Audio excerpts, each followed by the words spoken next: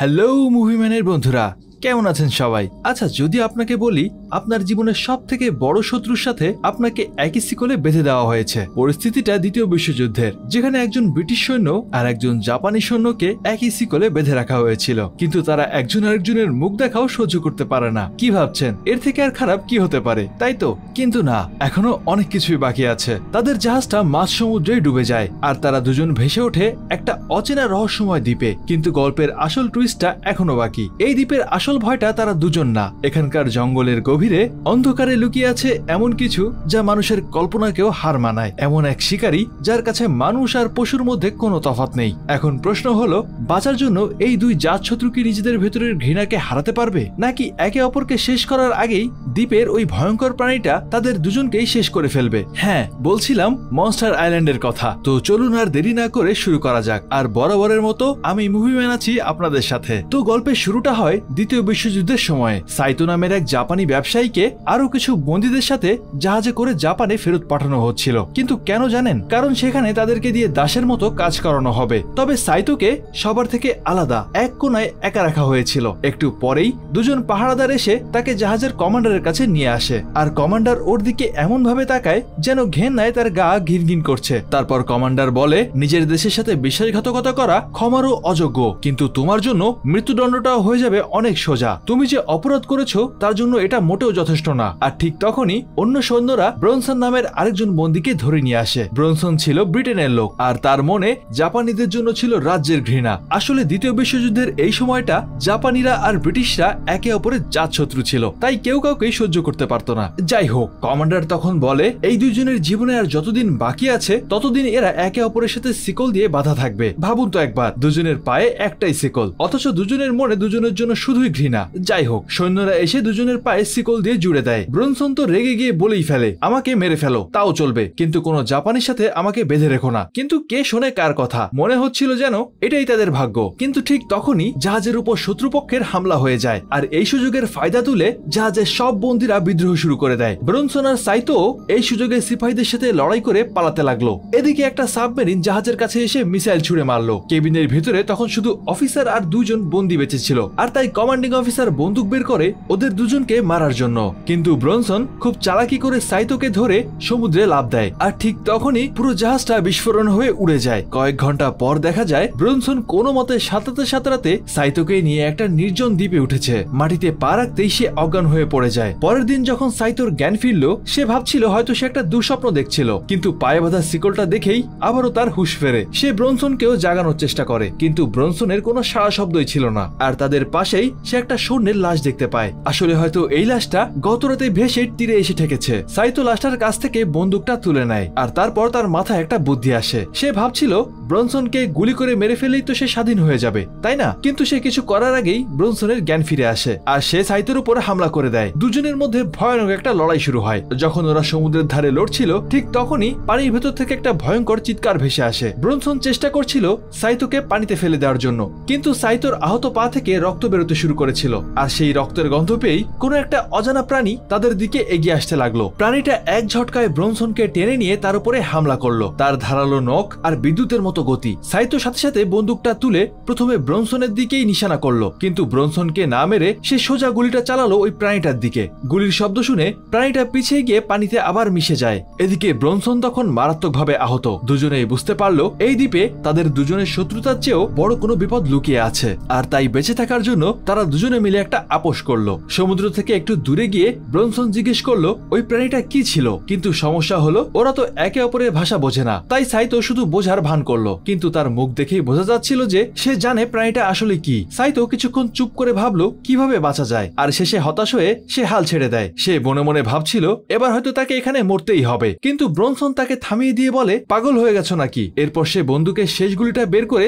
সাইতোকে দিয়ে বলল, আমাদের দুজনকে মিলেই ওই প্রাণীটার সাথে লড়াই করতে হবে। হবে। এরপর ওরা দুজনে কিছু দরকারি জিনিস খুঁজতে লাগলো যেগুলো সমুদ্রের ধারে ভেসে এসেছিল। ব্রনসন একটা সিগারেটের প্যাকেট খুঁজে পায় আর সেটা সাইতোকে দিতে চায়, কিন্তু সাইতো নিতে রাজি হয় না। তার চোখে মুখে ছিল একরাশ হতাশা। যখন ব্রনসন আরো কিছু জিনিস খুঁজছিল তখন সে তার এক তরুণ সৈনিক বন্ধুর লাশ দেখতে পায়। এটা দেখে সে কান্নায় ভেঙে পড়ে আর বলতে লাগে, এটা তো একটা বাচ্চা ছেলে ছিল, এর তো পুরো জীবনটাই পড়েছিল। ওই জাপানিগুলো যদি যুদ্ধটা না করতো তাহলে ও আজকে বেঁচে থাকতো। সাইতো হয়তো তার একটা কথাও বুঝতে পারছিল না, কিন্তু তার কষ্টটা ঠিকই অনুভব করতে পারছিল। সে ব্রনসনকে পানি খেতে দেয়। এরপর ওরা দুজনে মিলে রাতের জন্য থাকার ব্যবস্থা করতে লাগে। অন্ধকার নামার পর ওরা একটা ছোটখাটো ক্যাম্প তৈরি করলো। ব্রনসন নিজের জুতাটা পরার চেষ্টা করছিল, কিন্তু সেকলের জন্য তার পায়ে ব্যথা পাওয়ায় সে জুতাটা পরতে পারছিল না। তখন সাইতো বুঝতে পারে যে সে আসলে একটা মরাসি পায়ের ছোট সাইজের জুতা নিয়েছিল, তাই সে তার এক পাটি জুতা ব্রনসনকে দেয়। কিন্তু ব্রনসন সেটা নিতে রাজি হয় না, কারণ সে কোনো জাপানি জিনিস ছুঁয়েও দেখতে চায় না। এরপর সাইতো কিছু কাঁকড়া ধরে তার নতুন সঙ্গীকে খেতে দেয়। ব্রনসন অনেকদিন ধরেই না খেয়েছিল। সে প্রথমে নিতে চাচ্ছিল না, কিন্তু কিছুক্ষণ পরেই সে খাবারটা নেয়, কিন্তু কাঁকড়াটা তার হাত থেকে মাটিতে পড়ে যায়। এটা দেখে সাইতো নিজের ভাগের কাঁকড়াটাও ওকে দিয়ে দেয়। ব্রনসন প্রথমে না করলেও সাইতোর জোরাজোরিতে অবশেষে সেটাও নেয়, আর কাঁকড়াটা মুখে দিয়েই ওর দারুণ লাগে। আস্তে আস্তে দুজনের মধ্যে সম্পর্কটা একটু সহজ হতে থাকে। ব্রনসন নিজের পরিচয় দেয় আর সাইতো ভাঙা ভাঙা ভাবে ওর নামটা বলতে শেখে। এরপর সাইতো জানায় তার নাম সাইতো। ব্রনসন জিজ্ঞেস করে এই শিকলটার কি হবে, কিন্তু সাইতো চুপ করে থাকে। পরে ব্রনসন একটা অস্ত্র বানিয়ে শিকলটা কাটার চেষ্টা করতে থাকে, কিন্তু পারে না। তখন সাইতো নিজের পা দিয়ে শিকলের একটা দুর্বল জায়গার দিকে ইশারা করে আর জাপানি ভাষায় কিছু একটা বলে। ব্রনসন প্রথমে বুঝতে না পারলেও ইশারাটা দেখে চেষ্টা করার কথা ভাবে। সাইতোর উৎসাহে দুইবার আঘাত করতেই শিকলটা আলগা হয়ে যায়। এবার ব্রনসনের পালা। সাইতো অস্ত্রটা চাইতেই ব্রনসন একটু ঘাবড়ে যায়, কিন্তু তাও সে ভরসা করে। যখন সাইতো ব্রনসনের পায়ের কাছে শিকলটায় আঘাত করতে যাচ্ছিল, ব্রনসন বলে, ভাই আমি এটা দেখতে পারবো না, আমি চোখ ঢাকছি। এই কথা শুনে সাইতো হেসে ফেলে। এরপর একটাই আঘাতে সে ব্রনসনকেও মুক্ত করে ফেলে, আর মুক্তি পেয়ে ব্রনসন তো খুশিতে নেচেই ওঠে যে অন্তত ওর পাটা যায়নি। তারা দুজনেই আনন্দে মেতে ওঠে, কিন্তু তাদের এই হইচই অন্ধকারে লুকিয়ে থাকা কোনো কিছু নজর কেড়ে নেয়। সাইতো অনুভব করে কিছু একটা তাদের দিকে আসছে। দুজনেই সতর্ক হয়ে যায়, কিন্তু প্রাণীটা কিছুক্ষণের মধ্যেই গায়েব হয়ে যায়। ওরা অস্ত্র হাতে নিয়ে প্রমাণ খুঁজতে বের হয়। সাইতো বালির উপরে কিছু পায়ের ছাপ দেখতে পায়, কিন্তু তখনই একটা আওয়াজ শুনে সে চমকে ওঠে। ঘুরে দেখে দুজন জাপানি সৈন্য দাঁড়িয়ে আছে, আর তাদের সাথে একজন বন্দীও আছে। ব্রনসনের মনে হয় এবার হয়তো সাইতো ওর সঙ্গ ছেড়ে দেবে, কিন্তু সাইতো ব্রনসনকে বোঝানোর জন্য যে সে ওর উপর ভরসা করতে পারে, নিজের হাতে থাকা অস্ত্রটা ব্রনসনের হাতে দিয়ে বলে, তাড়াতাড়ি লুকিয়ে পড়ো। আর সাইতো নিজে ওখানে দাঁড়িয়ে থাকে। অন্যদিকে একজন সৈন্যের নাকে রান্নার গন্ধ আসতেই সে দেখতে আসে, আর সাইতো তার সামনে এসে বলে, গুলি চালাবেন না। ব্রনসন দূর থেকে সবকিছুই দেখছিল, আর এই সৈন্যরা জানতো না যে সাইতোকে বিশ্বাসঘাতক ঘোষণা করা হয়েছে, তাই তারা ওকে বিশ্বাস করতে থাকে। কিন্তু ব্রনসন এটা জানতো না যে আসল বিপদটা ঠিক ওর পেছনেই ঘাপটি মেরে আছে। ক্যাম্পে সাইতো তার পুরনো সঙ্গীদেরকে জিজ্ঞেস করে, জাহাজ থেকে কি আর কেউ বেঁচে আছে? তখন একজন উত্তর দেয়, শুধু আমরাই বেঁচে আছি, কারণ আমাদের লাইফ জ্যাকেট ছিল, বাকি সবাই ডুবে মারা গেছে। এদিকে ব্রনসন একটু দেরিতে বুঝতে পারে যে সেই সামুদ্রিক প্রাণীটা ঠিক ওর পেছনেই আছে, কিন্তু বুঝতে পারার পর সে এতটাই ভয় পেয়ে যায় যে কি করবে বুঝতে না পেরে চোখ বন্ধ করে নেয়। কিন্তু যখন সে আবারও চোখ খোলে, দেখে ওই ভয়ঙ্কর প্রাণীটা সেখান থেকে চলে গেছে। এবার জাপানি সৈন্যরা সাইতোকে জেরা করতে থাকে। তারা তাকে জিজ্ঞেস করে, আচ্ছা এখানে তোমার সাথে আর কেউ নেই তো? সাইতো বলে সে একাই আছে, কিন্তু সৈন্যদের একটু সন্দেহ হয়, কারণ তারা ব্রনসনের থাকার কিছু প্রমাণ পেয়েছিল। একজন সৈন্য তার তলোয়ার বের করে বলে, জাহাজ ডোবার আগে একটা গুজব ছড়িয়েছিল যে একজন বিশ্বাসঘাতক আর একজন শত্রুকে একই শিকলে বেঁধে রাখা হয়েছে। যখন তারা সাইতোর পায়ের কাপড়টা সরায়, তখন তারা বুঝে যায় যে সাইতোই আসলে সেই বিশ্বাসঘাতক। অন্য সৈন্যরা ওকে জিজ্ঞেস করে, তোমার সাথে সেই পলাতকটা কোথায়? সাইতো একটা কবরের দিকে ইশারা করে বলে, ও মরে গেছে। আসলে ওই কবরে ব্রনসনের বন্ধুকেই কবর দেওয়া হয়েছিল। একজন জাপানি সৈন্য তখন বলে, সাইতো শুধু বিশ্বাসঘাতক নয়, মিথ্যাবাদীও। সে হুমকি দেয় যে তুমি যদি সত্যি কথা না বলো তাহলে তোমার গলা কেটে দেব। ঠিক তখনই একটা ভয়ঙ্কর গর্জনে পুরো দ্বীপটা কেঁপে ওঠে। সবাই থেমে যায়। তাদের সাথে থাকা অন্য বন্দীটা ভয়ে চিৎকার করে ওঠে। এই প্রাণীটা আর যাই হোক না কেন মানুষ না। সে হাঁটু গেড়ে বসে নিজের জীবনের জন্য প্রার্থনা করতে থাকে। আর তখন একজন সিনিয়র সৈন্য সবচেয়ে ছোট সৈন্যটাকে বলে, যাও দেখে এসো কিসের আওয়াজ। সে ব্রনসনের কাছাকাছি পৌঁছায়। ব্রনসন একটা শুকনার ডালের উপরে পা রাখতেই আওয়াজ হয়, আর সৈন্যটা সেদিকেই এগিয়ে যায়। কিন্তু ঠিক তখনই ওই প্রাণীটার গর্জন শুনে সে অন্যদিকে দৌড় দেয়, আর ওই সৈন্যটা জঙ্গলের মধ্য দিয়ে একটা গুহার মুখে পৌঁছায়, আর সেটার ভিতরে ঢুকে যায়। অন্ধকারে সে বুঝতেই পারেনি ওই প্রাণীটা গুহার মুখের পাথরের আড়ালে লুকিয়েছিল। এদিকে ব্রনসন তার বন্ধুকে বাঁচাতে চাচ্ছিল। গুহার ভেতরে প্রাণীটা সৈন্যটার পেছন থেকে বেরিয়ে আসে। সৈন্যটা ঘুরেই তার তলোয়ার দিয়ে আঘাত করে, কিন্তু প্রাণীটা এক ঝটকায় তার হাতটাই ভেঙে দেয়। তার চিৎকার পুরো দ্বীপ জুড়ে ছড়িয়ে পড়ে। অন্য সৈন্যরা ভাবে এটা সাইতোর জন্যই হয়েছে, তাই তারা এবার ওকে মারতে যায়, কিন্তু ব্রনসন তাকে পেছন থেকে আক্রমণ করে মেরে ফেলে। যখন ব্রনসন ওর উপর গুলি চালাতে যাবে ঠিক তখনই সেই প্রাণীটা অন্য সৈন্যটার কাটা মাথা তার দিকে ছুঁড়ে মারে আর ভয়ঙ্কর গর্জন করে। ব্রনসন আর সাইতো দুজনেই পালানোর জন্য দৌড় দেয়। প্রাণীটা আহত সৈন্যটাকে শেষ করে দেয়। অন্য বন্দীটাও পালাতে গিয়ে প্রাণীটার হাতেই মারা যায়। ব্রনসন আর সাইতো দূর থেকে সবকিছু দেখছিল। তারা ঠিক করে যে এখান থেকে যে করেই হোক পালাতে হবে, কিন্তু প্রাণীটা তাদেরকে দেখে ফেলায় সে আবারও তাদের পিছু নেয়। ওরা জঙ্গলের দিকে দৌড়তে থাকে আর সাইতো একটা ধারালো অস্ত্র দিয়ে রাস্তা ক্লিয়ার করতে করতে এগোতে থাকে। ব্রনসন তখন বলে, আমার কাছে একটা প্ল্যান আছে, আমাদের থামতে হবে, কিন্তু সাইতো ওর ভাষা বুঝতে না পেরে এগোতেই থাকে। এদিকে ব্রনসন হোঁচট খেয়ে পেছনে পড়ে যায় আর প্রাণীটা মুহূর্তের মধ্যেই ওর কাছে চলে আসে। ভয়ে ব্রনসন গুলি চালিয়ে দেয়, কিন্তু গুলিটা তার গায়ে লাগে না আর শেষ গুলিটাও নষ্ট হয়ে যায়। প্রাণীটা ব্রনসনের গলা চেপে ধরে ওকে মারার জন্য উপরে তোলে, কিন্তু সাইতো হঠাৎ ফিরে এসে প্রাণীটার উপর হামলা করে, যার ফলে ব্রনসন ছাড়া পেয়ে যায়। দুজনেই এই সুযোগে দৌড়ে পালায়, কিন্তু পালানোর সময় একটা ঢাল থেকে পিছলে নিচে পড়ে যায়। দুজনেই খুব বাজেভাবে আহত হয়। পরের দিন যখন তাদের জ্ঞান ফেরে তারা দুজনেই মারাত্মকভাবে আহত ছিল। সাইতো দেখে ওর বুকে একটা ধারালো জিনিস ঢুকে আছে। প্রচন্ড যন্ত্রণার সাথে সে জিনিসটাকে বের করে। অন্যদিকে ব্রনসন একটা পচা কাঠের টুকরোর উপরে পড়েছিল, যেটা একটা ঝর্ণার ধারে ঝুলছিল। সে নড়াচড়া করার চেষ্টা করতেই কাঠটা দুলতে শুরু করে আর ব্যালেন্স রাখতে না পেরে সে নিচে পাথরের উপরে পড়ে পানিতে ছিটকে যায়। আর পানির নিচে ওর প্রথম আক্রমণের স্মৃতিগুলো মনে পড়তে থাকে। সে কোনো মতে সাঁতরে কিনারায় পৌঁছায়। অন্যদিকে সাইতো একটা মরা সৈনিকের তলোয়ার খুঁজে পায়। এখন দুজনে আলাদা হয়ে গেছে আর দুজনেই নদীর পাশ ধরে হাঁটছিল।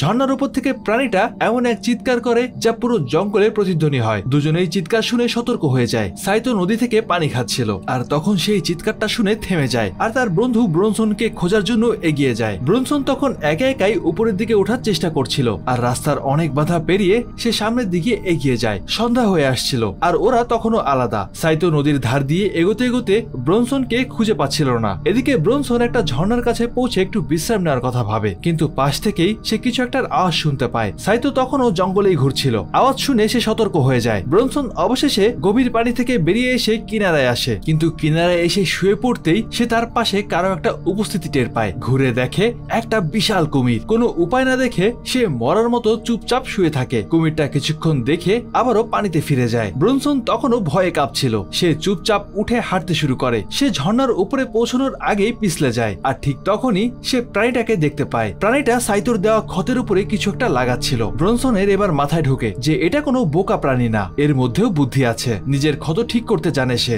এবার চেষ্টা করতে থাকে কিভাবে সাইতোকে এই কথাটা জানানো যায়, কিন্তু ভুল করে সে একটা আওয়াজ করে ফেলে আর কোনো মতে লুকিয়ে সেখান থেকে বেরোনোর চেষ্টা করতে থাকে। সে লুকিয়ে লুকিয়ে দেখছিল প্রাণীটা নদীর কিনারে যাচ্ছে। ঠিক তখনই সেই কুমিরটা প্রাণীটার উপর হামলা করে ওকে টেনে নিয়ে যায়। পানি সঙ্গে সঙ্গে লাল হয়ে যায়। কিছুক্ষণ পর যখন কুমিরটা শ্বাস নিতে উপরে ওঠে, প্রাণীটা পানি থেকে বেরিয়ে এসে এক ঝটকায় কুমিরটাকে দুই টুকরো করে ফেলে। আর এদিকে এটা দেখে ব্রনসন তো আরো ভয় পেয়ে যায়। প্রাণীটা আরেকবার চিৎকার করে, যেটা অন্যদিকে থাকা সাইতোর কানেও পৌঁছায়। ব্রনসন সাথে সাথে দৌড় দেয়। সাইতো তখনও জঙ্গলে ওকে খুঁজছিল। কিছুক্ষণ পর সাইতো একটা অদ্ভুত জিনিস দেখে। কাছে গিয়ে দেখে একটা লাশ গাছের সাথে বাঁধা। এটা দেখে সে ভয় পেয়ে একটা গর্তে পড়ে যায়। গর্তের ভেতরে সাইতো সেই রকমের আরেকটা প্রাণীর কাটা মাথা দেখতে পায়। সে বুঝতে পারে এটা মরে গেছে। একটা নতুন আশা নিয়ে সে এখান থেকে বেরোনোর সিদ্ধান্ত নেয়। আর এবার সে লাশের কাছে কিছু কাজের জিনিস খুঁজতে থাকে। সে লাশের হাতে একটা বন্দুক পায় আর মাটিতে পড়ে থাকা গুলির খোসা দেখে বুঝতে পারে এই লোকটাই হয়তো ওই প্রাণীটাকে মেরেছে। সাইতো বন্দুকটা তুলে নেয়। তখন ওর কাছে একটা কাটানা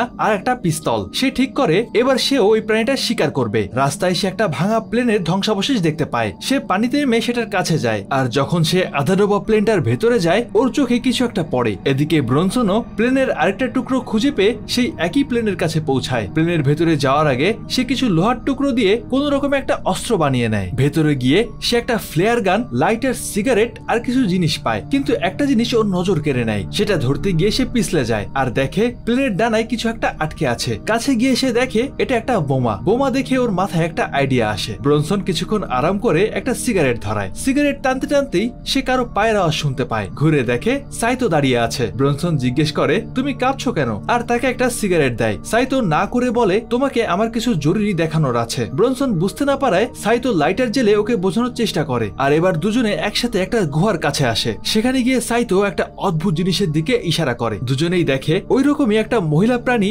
একটা ডিমকে তা দিচ্ছে। ব্রনসন আস্তে আস্তে ওর দিকে এগোতে থাকে, কিন্তু সাইতো ওকে সাবধান করে বলে, এটা একটা মহিলা প্রাণী, ওর থেকে দূরে থাকো। নিজের ঘর ঘর আর বাচ্চাকে বাঁচানোর জন্য এরা খুব ভয়ঙ্কর হয়ে ওঠে। কিন্তু ব্রনসন বলে ওকে না মেরে আমি এখান থেকে যাবই না। সাইতো তখন বোঝানোর চেষ্টা করে আমরা যদি একটা মহিলা প্রাণীকে মারি তাহলে বাকিরা আরো ভয়ঙ্কর হয়ে উঠবে, আর এবার যে করেই হোক আমাদেরকে মেরেই ছাড়বে। কিন্তু ব্রনসন বলে হয় ওরা বাঁচবে না হয় আমরা। ওর কাছে একটা আইডিয়া ছিল আর সে সাইতোকে তার সাথে আসতে বলে। এরপর ব্রনসন সাইতোকে প্লেনে পাওয়া বোমটা দেখিয়ে বলে এটাকে ওই মনস্টারের ঘর পর্যন্ত নিয়ে যেতে আমাকে সাহায্য করো। দুজনে মিলে অনেক কষ্টে বোমাটা সেখানে নিয়ে যায়। সেখানে পৌঁছে তারা দেখে যে বোমার একটা ট্রিগার বেঁকে আছে। ব্রনসন এটা দেখে ঠিক করার চেষ্টা করছিল, কিন্তু সাইতো বলে তাড়াতাড়ি এখান থেকে চলো, এটা যে কোনো সময় ফেটে যেতে পারে। এদিকে সেই মহিলা প্রাণীটা নিজের গুহার দিকেই ফিরছিল। ব্রনসন বলে প্লেনের ভেতরে একটা হাতুড়ি আছে, ওটা কাজে লাগতে পারে, কিন্তু তাদের মধ্যে একজনকে বোমাটা অ্যাক্টিভ করার জন্য এখানেই থাকতে হবে। সাইতো তখন মন খারাপ করে বলে আমার জন্যই আজকে আমরা এখানে, তাই আমিই থাকবো। কিন্তু তখনই তারা মহিলা প্রাণীটার গর্জন শুনতে পায়। দুজনে বাইরে যাওয়ার সিদ্ধান্ত নেয়। ব্রনসন অন্ধকারে দেখার জন্য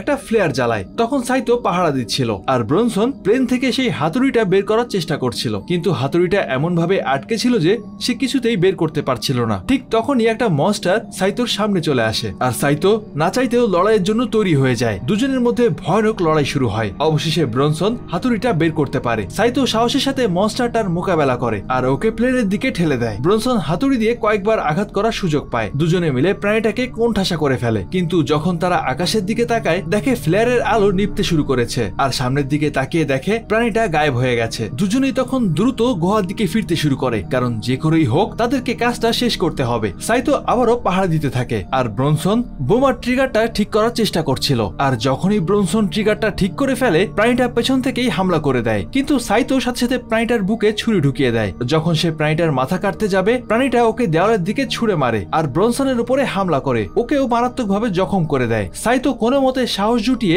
নিজের অস্ত্রটা নিয়ে এক ঝটকায় প্রাণীটার চোখে গুলি করে দেয়। মনস্টারটা ব্রনসনকে ছেড়ে দেয়। সাইতো আবারও গুলি চালায়, কিন্তু এবার আর তার গায়ে লাগে না। তাই সে নিশানা পাল্টে প্রাণীটার ডিমের উপরে গুলি চালায় আর ডিমটা ফেটে গিয়ে বাচ্চাটা মাটিতে পড়ে যায়। আর এটা দেখে এবার মা প্রাণীটা রাগে পাগল হয়ে যায়। সাইতো তার বন্ধুর কাছে দৌড়ে আসে, কিন্তু ব্রনসন খুব খারাপ ভাবে জখম হয়েছিল। ব্রনসন ওর সব জিনিসগুলো সাইতোকে দিয়ে বলে তাড়াতাড়ি পালাও। তখন মা প্রাণীটা তার বাচ্চাকে কোলে তুলে বসেছিল। সাইতো যন্ত্রণার মধ্যে থেকেও বাধ্য হয়ে নিজের বন্ধুকে গুহায় ছেড়ে পালিয়ে আসে। এরপর মহিলা প্রাণীটা ব্রনসনের কাছে আসে। ব্রনসন সাথে সাথে বোমাটা অ্যাক্টিভ করে দেয়। সে কাউন্টডাউন শুরু করে, কিন্তু 3-এ পৌঁছানোর পরেও বোমাটা ফাটে না। তখন তার বন্ধু সাইতোর বলা একটা কথা মনে পড়ে। সে সাইতোর শেখানো পদ্ধতিতে বোমাটা অ্যাক্টিভ করে আর বিশাল একটা বিস্ফোরণ হয়। সাইতো দূর থেকে এই বিস্ফোরণটা দেখতে পায়। নিজের বন্ধুকে হারিয়ে সাইতো একেবারেই ভেঙে পড়ে। তারপর সে আবারও সেই ভয়ঙ্কর চিৎকারটা শুনতে পায় আর বুঝতে পারে যে প্রাণীটা এখনো বেঁচে আছে। সে ঝোপের মধ্যে দিয়ে দৌড়তে শুরু করে আর মা প্রাণীটাও ওর পিছু নেয়। সাইতো দৌড়ে সমুদ্রের ধারে গিয়ে পৌঁছায় আর হতাশ হয়ে